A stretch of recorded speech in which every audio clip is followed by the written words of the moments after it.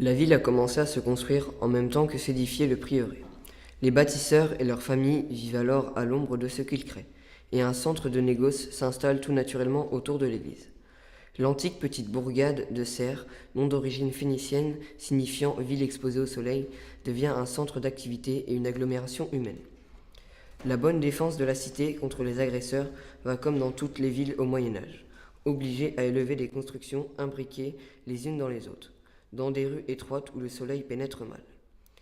Telles sont au pied de l'église la rue des Chapelains avec ses maisons à or... Telles sont au pied de l'église la rue des Chapelains avec ses maisons à encorbellement, la rue du Grenier à Sel, celle de la Sabotée des Bancs Vieux ou la rue Basse de Loire. La ville a dans sa partie ancienne conservé l'essentiel de ses structures d'origine, ce qui, à l'époque des tours et des larges avenues, lui conserve un charme particulier tout empreint de mystère. La Charité, 13 avril 1837. Je traversais au grand trot la petite ville de la Charité, lorsque, pour me punir d'avoir pensé longuement ce matin aux maladies du fer, les cieux de ma calèche cassent net.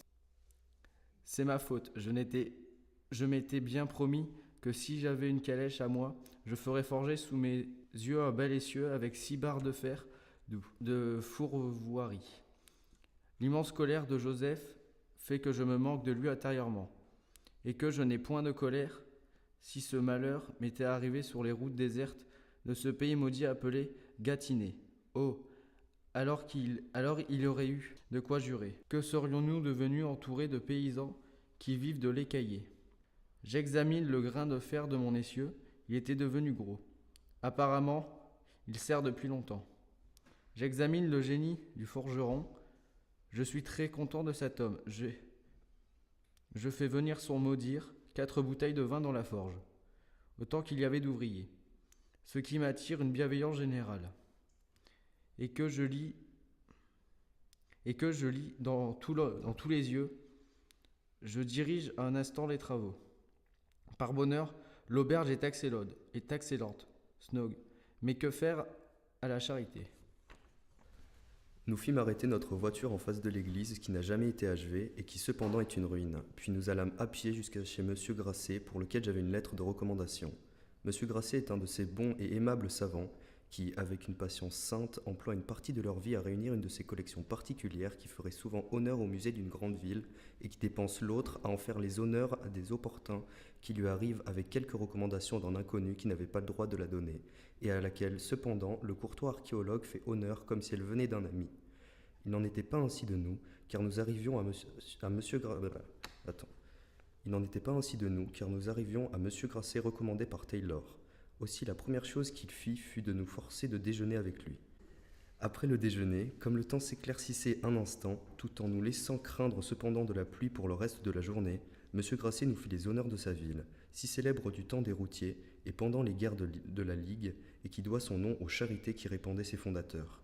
Du Moyen-Âge, elle n'a rien gardé qu'un château en ruine, un reste de rempart et son église.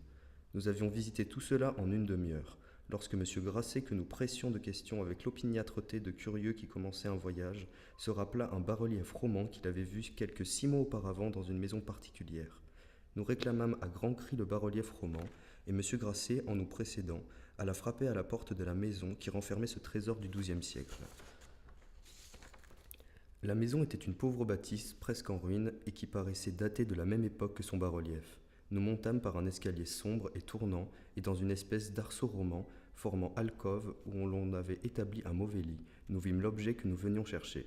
C'était effectivement un beau bas-relief du XIIe siècle, représentant dans toute la naine raideur de l'art de cette époque Dieu le Père au milieu de ses saints. Les personnages protégés par l'endroit même où ils se trouvaient étaient bien conservés, à l'exception de la figure principale dont la tête était brisée. Et que j'ai été arrêté dans leur jolie ville par la rupture de mon essieu. Ils le savaient déjà et que j'étais allé à la marche. J'apprends qu'il n'y a aucune navigation entre la Charité et Orléans, et l'on me rit au nez, mais avec politesse quand je parle de navigation avec Nantes. Ce centre de la France est encore bien aéré. Il valait mieux sans doute, il y a 1000 ans, je veux dire. Il n'était pas tellement inférieur au reste du pays. Au café, j'ai trouvé un homme important, fort curieux de deviner si je suis fonctionnaire public ou simple négociant. Je m'amuse à faire changer ces conjectures toutes les 5 minutes. Il me dit que jadis les Normands vinrent piller et brûler la charité. Texte de Stendhal. Depuis qu'elle a échoué devant Paris, Jeanne d'Arc est rongée par l'inaction. Le roi entend certes tirer des avantages de ses victoires militaires, mais en recourant à la diplomatie, tant pour mettre fin à la guerre civile entre Armagnac et Bourguignon que pour faire la paix avec les Anglais.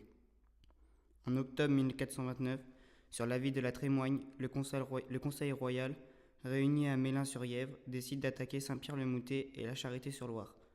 Tenu depuis plusieurs années par le seigneur brigand Périne-et-Gressart, depuis ses forteresses du comté de Nevers, celui-ci lance des incursions dans la Berry et le Bourbonnais, pillant et rançon les habitants des villes et des campagnes environnantes.